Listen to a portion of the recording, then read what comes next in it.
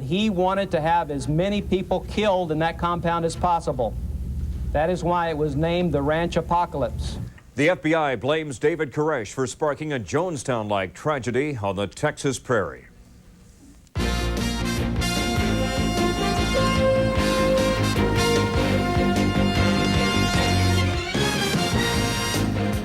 Headline news, I'm Bob Lozier sitting in this evening for Lynn Russell. Federal agents described today's fiery ending near Waco, Texas as a mass suicide. They claim David Koresh and more than 80 followers killed themselves to avoid arrest.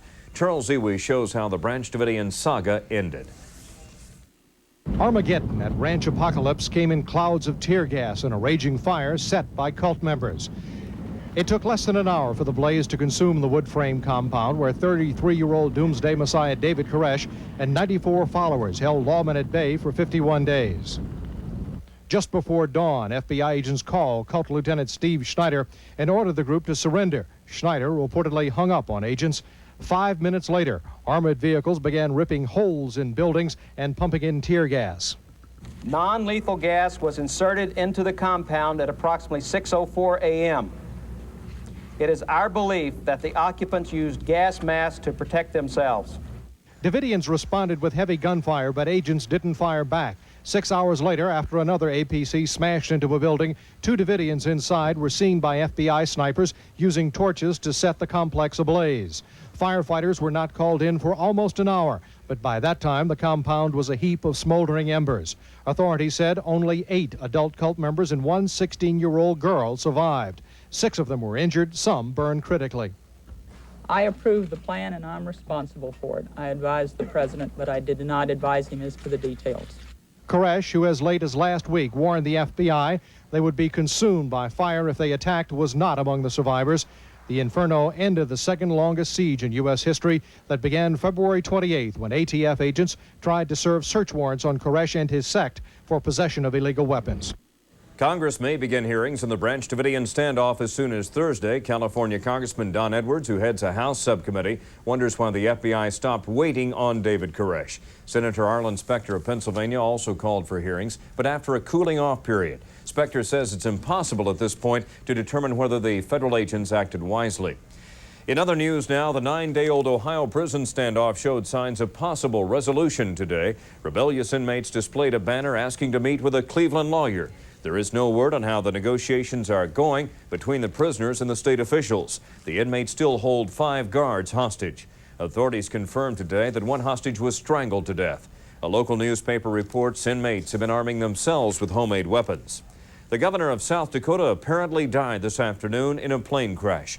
Aides to George Mickelson say he was on board a twin-engine plane flying from Cincinnati to South Dakota. Authorities report the pilot hoped to make an emergency landing in Dubuque, Iowa, but hit a silo and a barn. 8 people were on board and 8 bodies were found at the scene. An FAA spokeswoman claims the plane lost an engine and then cabin pressure. The aircraft was registered to South Dakota's transportation director. In South Africa, violence as thousands of people attended slain black leader Chris Hani's funeral in Soweto.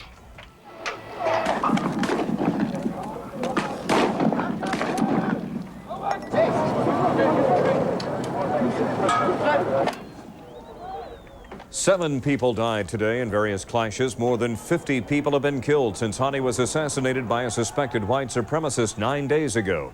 80,000 people filled a soccer stadium for a tribute to Hani before his burial. Among them was African National Congress leader Nelson Mandela. He says the facts of the assassination must be made public. Italian voters have given overwhelming approval to changing part of their Scandal Rock political system. They approved a referendum today requiring 75% of the country's senators to be elected directly by the people. Currently, senators are handpicked by their political parties. Many believe that this system has led to much of the government corruption. Italy has had 51 governments since World War II. 50 years ago today, residents of Warsaw's Jewish ghetto launched an uprising against Nazi soldiers. World leaders and survivors of the Holocaust gathered in Warsaw today to commemorate the event. Israeli Prime Minister Yitzhak Rabin used the occasion to plead for an end to war and violence around the world.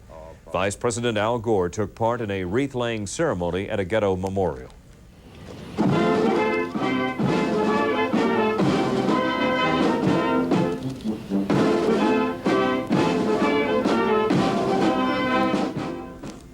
About 7,000 Jews died in the uprising, which was quelled after several weeks. The remaining 40,000 ghetto residents were sent to concentration camps. In all, 3 million of Poland's Jews died in the Holocaust. In eastern Bosnia today, Serbian soldiers reportedly shattered a 2-day-old ceasefire. The pause had let the UN evacuate wounded from the besieged town of Srebrenica to nearby Tuzla. A radio operator says shells landed in and around Srebrenica today. 354 seriously wounded people had been airlifted before the fighting resumed. President Clinton is discussing with U.S. allies this week whether to increase military involvement in the war. He's under pressure by leading senators from both parties to take stronger military action. John Holloman has the story. President Clinton is attempting to convince America's European allies to take tougher action, perhaps including airstrikes, to end the fighting in Bosnia. We'll continue to look at all our options, and I believe, as you know as well, the National Security Council principals have also met over the weekend. We'll continue to consult with our allies. It's clear that the matter has a very high degree of urgency within our government, and we'll be moving forward to consideration of those options. Selective airstrikes could shut down supply routes to the Serbian troops and could also destroy Serbian artillery batteries. Other options being considered by Clinton include ending the arms embargo to Muslim fighters and tightening the sanctions against the Serbs even more than they have been so far. Their intention is to make Serbia pay a price for its support for the Bosnian Serbs and the fighting that's going on in Bosnia. But Clinton administration officials are under pressure from congressional leaders to take military action. Both Democrat leader Mitchell and Republican leader Dole say airstrikes could be helpful. Aides say the only thing Clinton has ruled out is the use of U.S. ground troops in the region. Officials say the president could decide what action to take sometime this week. Some officials are worried the American people don't seem to care much about Bosnia. But senior administration officials point out the U.S. can't stand idly by while thousands of Bosnians are eliminated in a Serbian ethnic cleansing campaign, particularly now on the 50th anniversary of the Warsaw ghetto uprising. John Holloman, CNN at the White House. The Supreme Court has let stand a ruling against victims of the USS Stark disaster.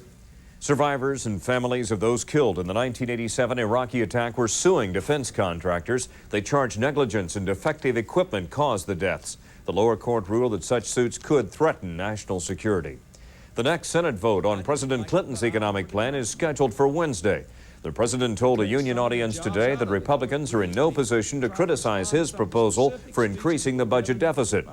He said the deficit quadrupled under the last two presidents. Mr. Clinton proposes a $12 billion package to create jobs. No progress has been reported, though, toward a compromise to end the GOP filibuster. As many as 400,000 people fell ill in Milwaukee, apparent victims of a parasite in the city's water system. That assessment today from Milwaukee's top health official who testified before a House subcommittee in Washington. The city's water was declared safe last Wednesday. Until then, residents had to boil it before drinking. 11 people have filed suit against the city, claiming it was negligent with the water purification process. A suburban Chicago couple will not go to jail for abandoning their children, 2 of them, for a Mexican vacation. David and Sharon Shue reached a plea bargain agreement today, granting them 2 years probation and community service. Each admits guilt on 1 charge of child neglect. The Shues also effectively pleaded no contest to child battery and drug charges in a case compared to the Home Alone movies. The couple's 2 daughters have been in foster care. They will reportedly be returned home after some short visits with their parents. Violence may be more common in the home than on city streets. A House subcommittee was told today that 14% of U.S. women have been abused either by husbands or boyfriends. The Family Violence Prevention Fund claims 1/3 of the population has seen a case of domestic violence. Washington, D.C. police say they may have broken a string of shotgun killings. An unidentified man was arrested today after a killing in broad daylight 2 miles from the White House. A man firing from a car is blamed for 3 deaths and 4 injuries over a 2-month period. Washington, D.C.'s mayor says the suspect appears to fit descriptions made by witnesses to previous crimes. When 2 Los Angeles police officers were convicted last weekend of violating Rodney King's civil rights, many considered the case closed. But Greg Lamont reports officials are still not resting easy. After holding its breath for a week, Guilty. the city of Los Angeles breathed a collective sigh of relief following the verdicts in the trial of the 4 Los Angeles police officers. Relief there wasn't a repeat of last year's violence. Even so, this story is far from over. First of all, there will almost certainly be appeals. The attorney representing Officer Lawrence Powell thinks there's good reason. The introduction during the rebuttal part of the case of the former testimony of Ted Brasino by videotape. This presented me with a problem. I could not call Ted Brasino to the stand, and I could not cross-examine the video. So I was unable to blunt his testimony. Sergeant Stacy Kuhn is expected to appeal as well. Then there's the issue of sentencing, which will occur August 4th. There will be great interest in how much punishment is doled out. Everyone says 10 years and $250,000 fine. I can tell you this, the sentence isn't going to be anywhere near that long. It'll probably be at least less than half that. Sentencing will occur near the time of the trial of 3 black men accused of beating up white truck driver Reginald Denny. This upcoming trial involving these 3 young men, I think, is going to have some volatility and have some tension, because clearly young African-American men have been the object of so much police brutality. Rodney King's civil case is still unresolved, and Police Chief Willie Williams realizes the potential exists for more trouble. No matter what crisis come in the city in the future, and they're going to always come, I believe that we turn that corner in terms of working with each other and accepting decisions, whether it's by an elected official, whether it's by a jury, or whether it's by a chief of police. If you don't like it, you don't have to meet in battle on the street. There is calm now, but people are praying there isn't a stormy summer. Greg Lamont, CNN, Los Angeles. Stay tuned for the latest from Waco, Texas. And just ahead on Headline News, Intel stocks take a beating on Wall Street. Later, here's the story of a TV sitcom. Greg, weren't we talking to you just last week about paying attention while you drive? I think you better spend a little time thinking about your driving habits while you don't use the car for a week. A week? Dad, that's not fair. Good for 3.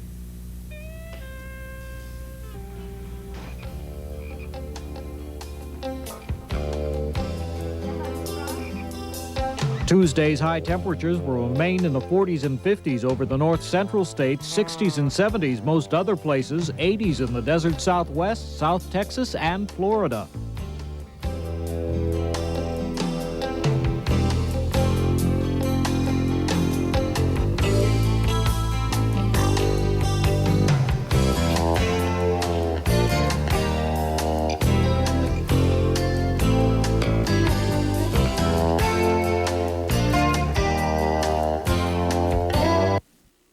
This is Headline News, a CNN network. Introducing the exciting new Subaru Impreza Sport Wagon. All 110 cubic feet of it. That's like the size of 4 sleeping bags, luggage, a 20-pound sack of potatoes, 3 bags of groceries, a portable barbecue, and a family of 4. Hey, everybody needs their own space. The new roomy Impreza Sport Wagon from Subaru. It's not just another new car.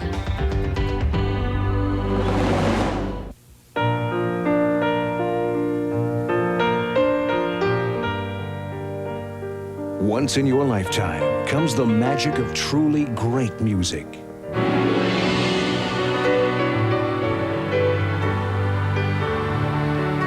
For the first time ever, Time Life Music brings you Piano by Candlelight.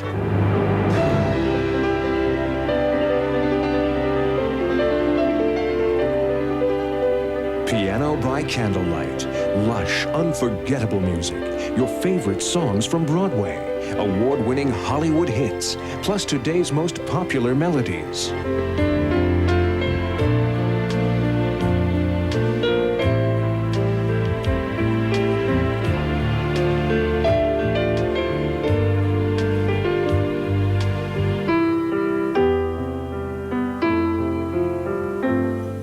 Of today's most memorable and relaxing hits. More than 2 full hours of fabulous music on 3 cassettes for only $19.99 or 2 compact discs for just $24.99.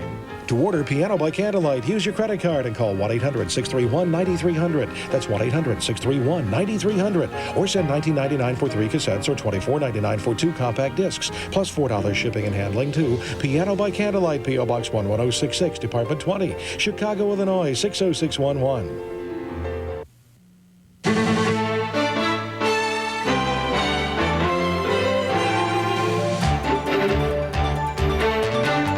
Concerns about the economy and profit-taking brought stocks on Wall Street down from Friday's record close. The Dow Jones Industrial Average slipped 11 points to close at 34.66.